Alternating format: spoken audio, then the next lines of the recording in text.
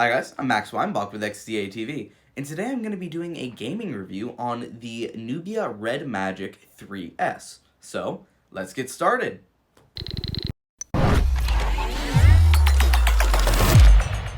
Before we get into the Call of Duty mobile gameplay, I wanted to show you guys the phone and just everything about it from hardware to software and what makes it a real true gaming phone. First off, this has what I like to call gamer aesthetics, and a lot of people will agree. When you look at this phone, it looks like a gaming phone. You've got the accents here. These are literally just cosmetic. You've got an RGB strip right here, which I to this day, I can't figure out how to use it. You've actually got fans for active cooling. There's a fan exhaust port there and a fan exhaust port there. You've got these two capacitive buttons, which you can connect to a trigger, which I will be actually showing you. In the gaming part of this video, I will actually be using those.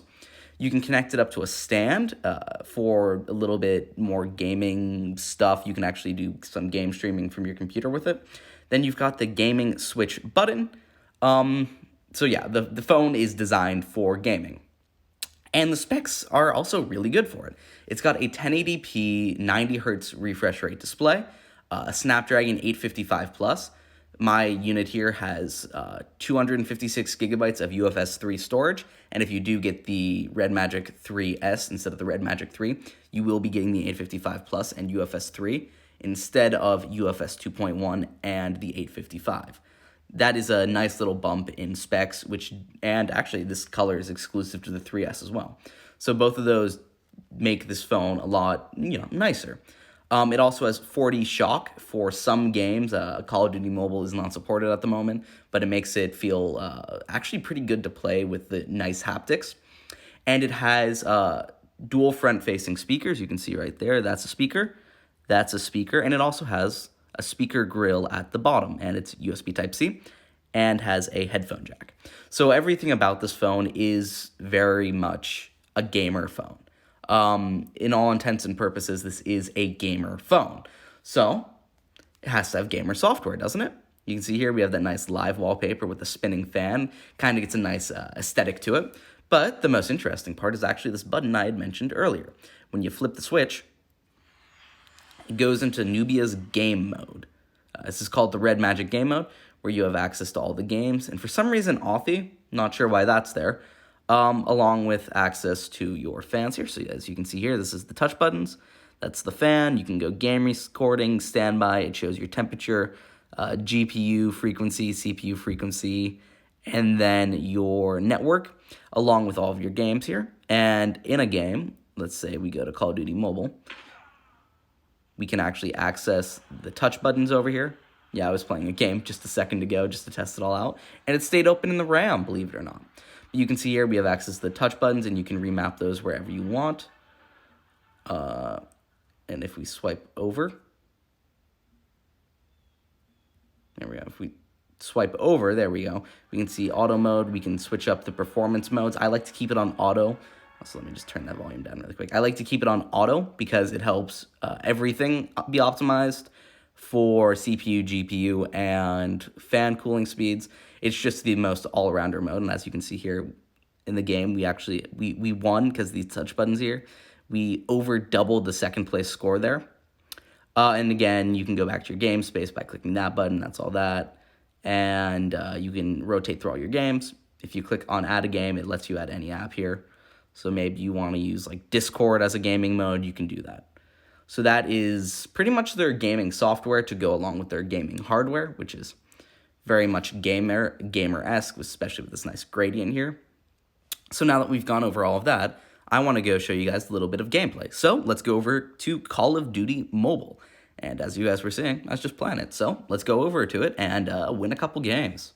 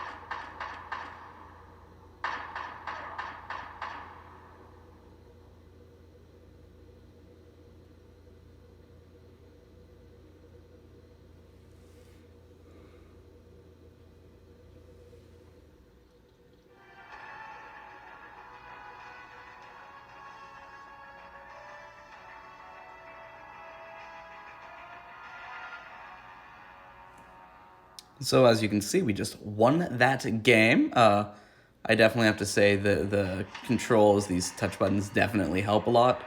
As you can see there, I never actually pressed on the screen to fire. I just used those buttons the entire time. Some might call it a little cheaty. I do not, because it's just an advantage by using a better phone. So that was kind of short. So I'm going to go into another round, and let's see how we do this time. Alright, so I'm just going into a new game. And while we wait here, I will say this game is playing at the highest settings, which is 60 FPS. And I am using these touch controls because I do find it easier. Yeah. Pre-match.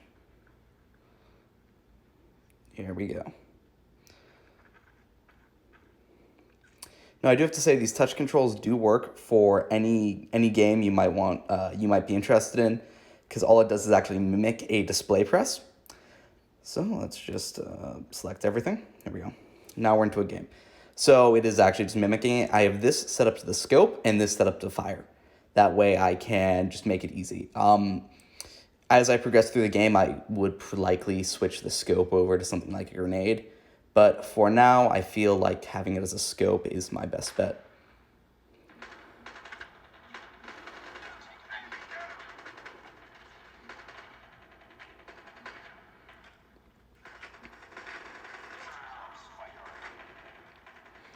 Okay. I am a relatively newbie player. I'm not really a Call of Duty fan, but for the sake of this, thought it was worth it.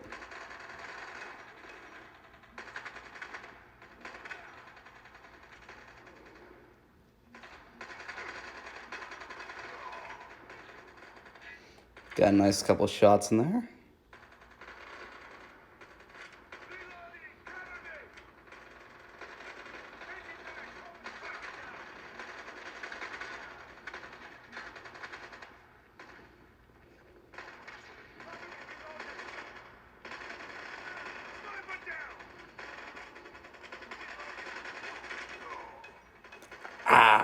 Too bad. Our team is doing pretty well, though. It's 11 versus 3.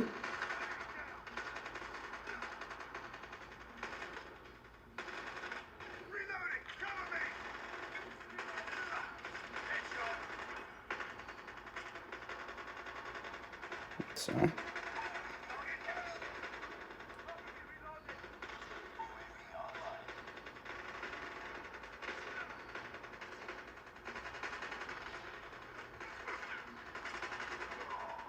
that was a bad idea, but we are still beating them 18-6.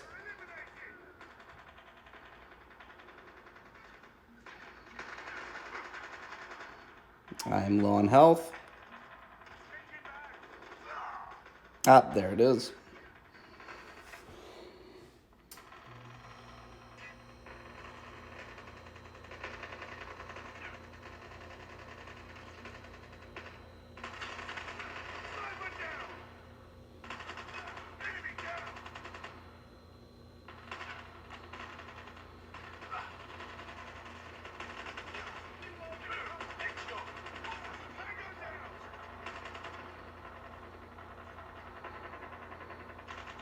Bad idea, part 2.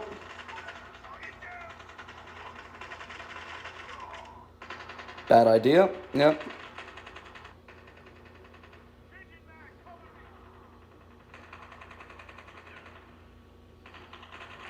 Just throw that back there.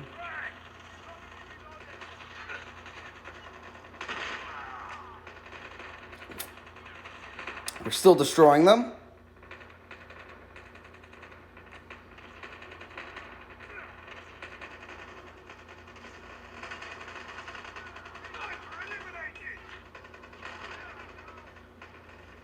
Thirty to 12, 30 to 12.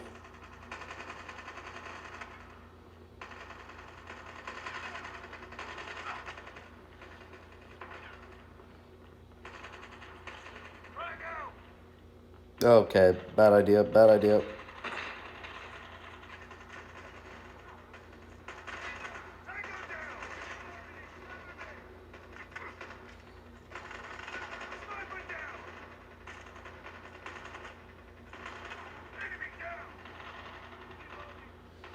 So thank you guys for watching. I know that was a lot of gameplay, but I really did want to show you guys how well these touch controllers, these capacitive buttons up here work, because they are very, very good.